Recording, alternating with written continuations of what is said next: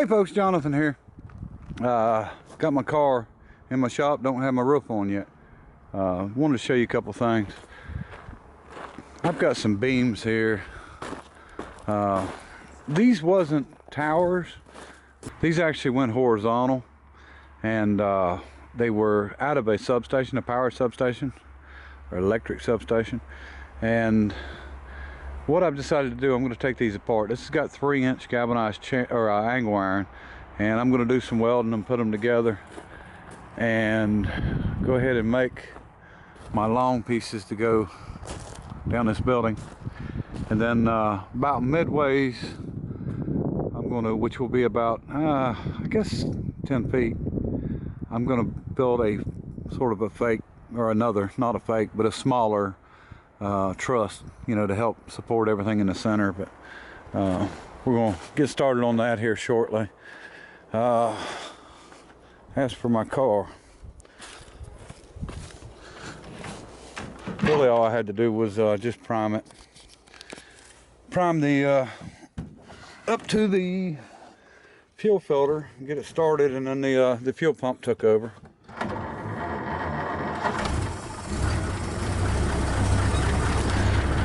It's showing that it's charging. It shows good oil pressure. It's actually showing 50 right now, and it'll oop, I'm lying. I thought it was. It's going up. Okay, slowly building up. It's about 25, 30. I think it goes on up a little higher, and then when it warms up, it goes back down to about 40. Which I started it earlier, so 45. And you can hear some lifters tapping. I'm sure it's gonna need some valve adjustment done.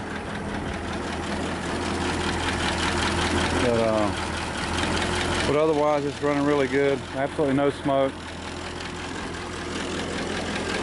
No leaks in the water and the cooling system.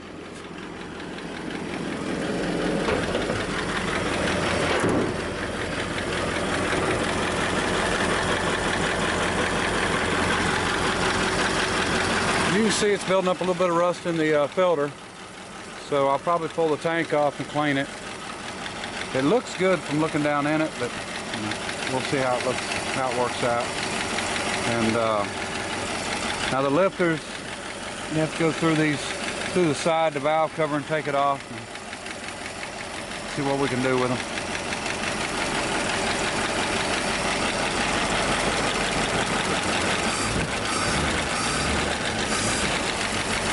Carburetor working here.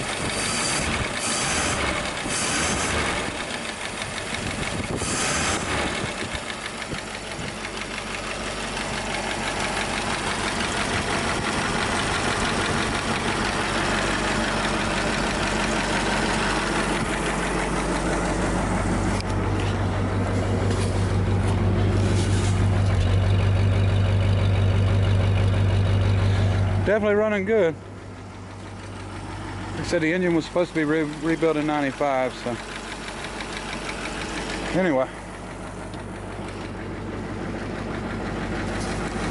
He said everything's fine except the brakes. Now the guy I bought this from did tell me that he did not try putting fluid in it, didn't try bleeding it or anything. And I've got I think this has actually got a valve that goes down in the bottom. And I'm not sure that, I need to read up on this. This has got a rod that runs in the bottom with like a jet. So I don't know if when you loosen this up, if it releases more fluid into the master cylinder or how that works, but we've got to check that out. I think I'll read up on it and then see if we can get a little bit of brakes on it. Maybe we'll take a ride on it. Okay, I thought I could get a little information out of this book on them because I remember seeing the picture, but you can see the valve that goes down. But this is not real helpful, so because it just shows the picture and there's no information on it. But I've got an owner's manual, so we'll go get it and check it out. And also I want to tell you, I'm using actually my newer camera. I don't like it as well. I lost the other one, and then I didn't lose it for about, I don't know, 2 minutes. But when I found it, it was in the sink in the dishwater. I think it was under my coat, and I laid it up on the counter and my wife had been washing dishes, and somehow, some way, not sure how, I knocked it down.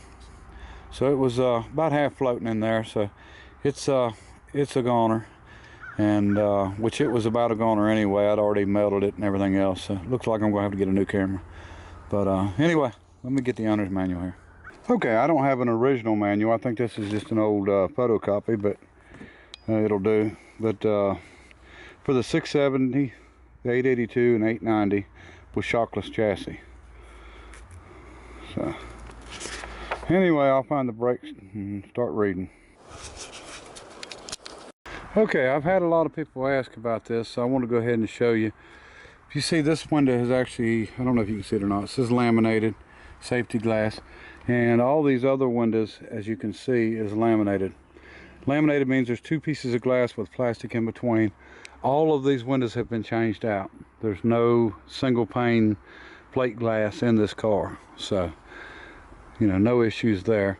I pulled the seat cover off the front, and as you can see, now this wasn't a cover. They evidently had built this one. I don't know if they'd done it right or not, because this is wrapped around. The back is just covers over top an original seat too, so I'm going to take them off also. I don't like that material. There's just something about it. I do like that old material, old dusty, but it's actually in, you know, decent shape. I mean, for what it is. I mean, it needs recovered, but I was going to take these ones off carefully so I could take them apart for patterns. But once I seen this, I went ahead and took it off anyway, carefully. But you know, this is probably what we're going to use for a pattern. Take it entirely apart now. I'm going to try to do this myself. I actually recovered some bucket seats when I was about 15 years old, 14 years old. West Virginia, where I went to school, they made you learn how to sew, and I took patterns and made a pair of shorts and some other stuff. And so I ran home and had a set of bucket seats for an old 46 Dodge, and I took them completely apart and used my mom's sewing machine and actually some Naga hide from the Naga farms, and I recovered them seats. So, and they actually turned out pretty decent to be a, you know, what it was and what I was sewing with and everything. So but we're gonna, you know, I don't mind learning. I'd rather learn it and do it myself than, you know, even to pay somebody to do it, even though, you know, paying's not the big deal. It's just the fact that I want to do it. And I'm having a lot of issues on brakes. I'm not able to get anything on this. This is a weird system. I've read everything I can find on it, and that's not much. This is the reservoir. It's got a needle that goes down through. The only way the fluid will flow through is when you take and loosen this up all the way. So I've done that. I went to each wheel cylinder, broke them loose, getting fluid out of each wheel cylinder. I'm just not getting any pressure when you push the pedal. So I've got a good feeling that it's bypassing in the master cylinder, which is down here. I was looking at the wiring. You gotta love the wiring. They got it labeled here with labels, but it looks like they use blue wires on everything, so that makes it really rough to be tracing stuff, which ain't much to trace. But I was trying to figure out what this box was and why it was hooked to a switch on the column, but it's actually the dimmer switch. You can dim this, you actually dim the lights in the center of the steering column, and you can also change the timing on it. But and it does something else too, and I ain't figured out what it does yet. The third option, you know, it's not the fuel control for the rich and lean, because I know it's on the dash, but, and I've been trying to find the block numbers on this to, so I want to see if the block matched the car. The block numbers should be somewhere on it. It's like 5600 serial number or something like that, but they're going to be, you know, they're not going to be cast on like they are on this manifold where they're erased. They're going to be stamped somewhere on a flat machine surface, and I have checked about all the machine surface, and so far no luck. I figured there would be a Lockheed tag, or not a Lockheed, I'm sorry, I've been messing with them brakes so much I got Lockheed on the mind, but a Lycoming tag, but I don't see it anywhere either. So, but anyway, we'll check and make sure, and if nothing else, we'll check the caster numbers on the block and make sure that it's, you know, the right series block or style or whatever. But just don't see them anywhere. All right, I'm gonna get this master cylinder off. The only thing I can think is this bypassing. It's not leaking out the back of it, but you know, there's the seal inside, and it goes past one of the returns to the tank. It's kind of a weird setup, even weirder on this thing. So all we can do is check it out and see what's going on. All right. Okay, we have brakes, but I'll tell you about how I done that when we get back. It'll get dark on me if I don't do something.